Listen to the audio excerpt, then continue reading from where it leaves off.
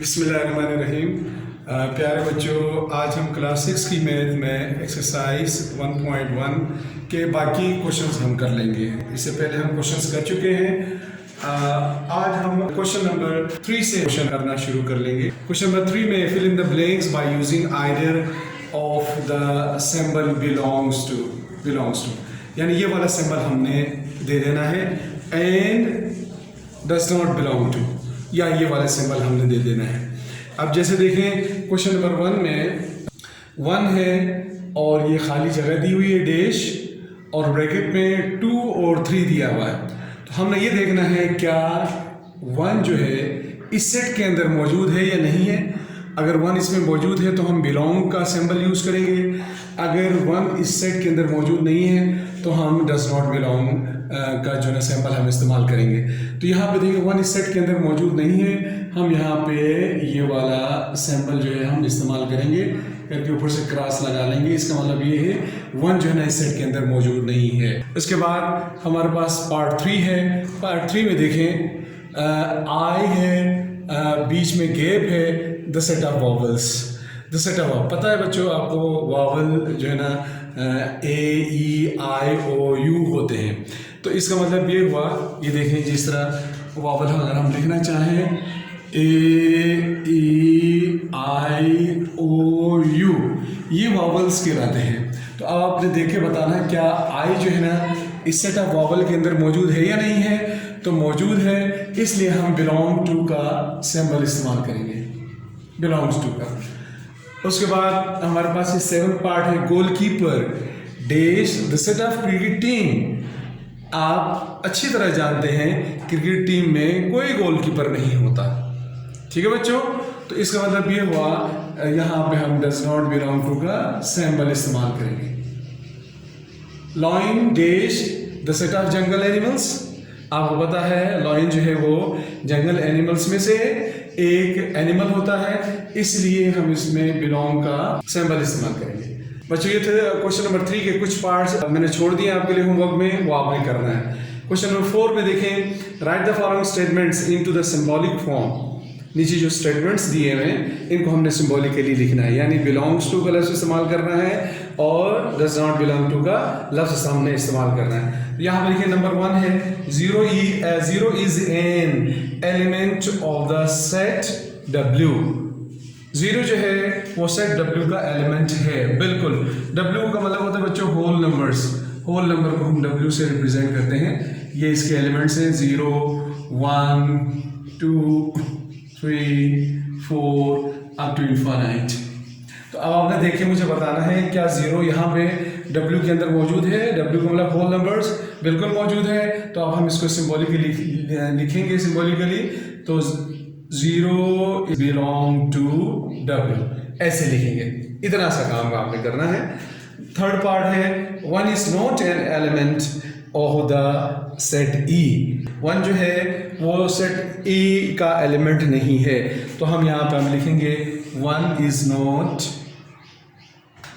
Symbolically हम लिखेंगे 1 is not element of set E, सामने ही लिख देंगे। उसके बाद नंबर 4 पार्ट है, sin does not belong to the set B।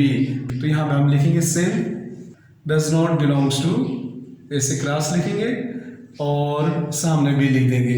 इसी तरह हमारे पास 7th पार्ट है, C is not an element of the set C। Small c है, याद रखें स्मॉल c, ये नॉट बिलोंग टू, यहाँ पे क्लास है, और सेट C को आपने बड़ा लिख दे देना है। ये इसमें मौजूद नहीं है इसलिए क्रॉस का साइन लगा लेंगे। क्वेश्चन बाकी जो पार्ट्स हैं बच्चों आप अपनी कॉपी में करना है। क्वेश्चन नंबर 5 है। अब हम क्वेश्चन नंबर 5 करेंगे, which of the following collections are not sets and why. नीचे क्वेश्चंस दिए गए हैं, जो कलेक्शंस दिए गए हैं हमें, ये क्यों सेट नहीं है हमने रीज़न बताना। सेट नहीं है और क्यों नहीं है वो हमने रीज़न बता देना है। तो अब आप देखें C इज इक्वल टू 0, 1, 2 फिर 0। तो आपको हमने सेट की डेफिनेशन में बताया था कि यहाँ पे कोई एलिमेंट रिपीट नहीं होना चाहिए।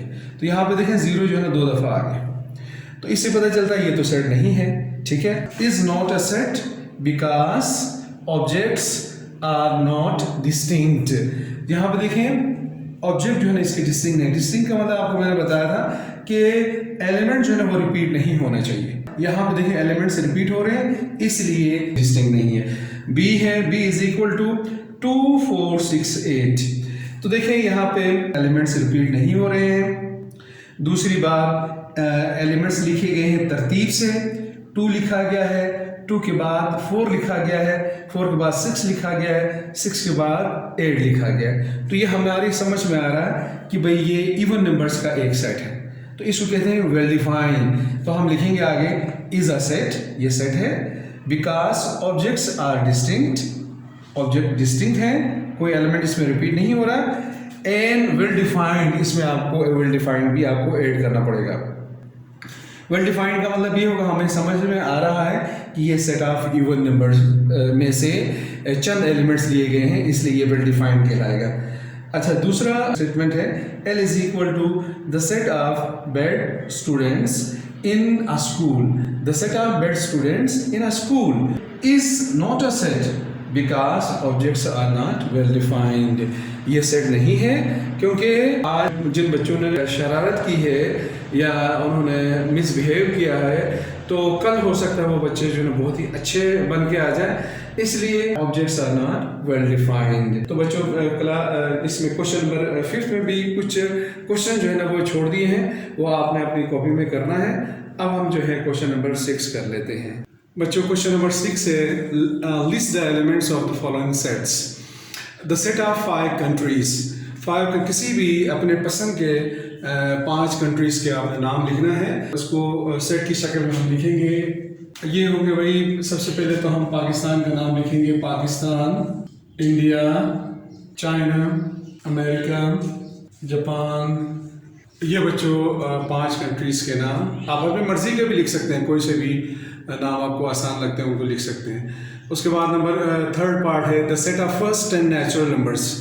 पहले 10 नेचुरल नंबर्स को हमने लिखना है 1 2 3 4 5 6 7 8 9 10। ये फर्स्ट 10 नेचुरल नंबर्स हो गए। इसी तरह हमारे पास द सेट ऑफ वॉवल्स हैं।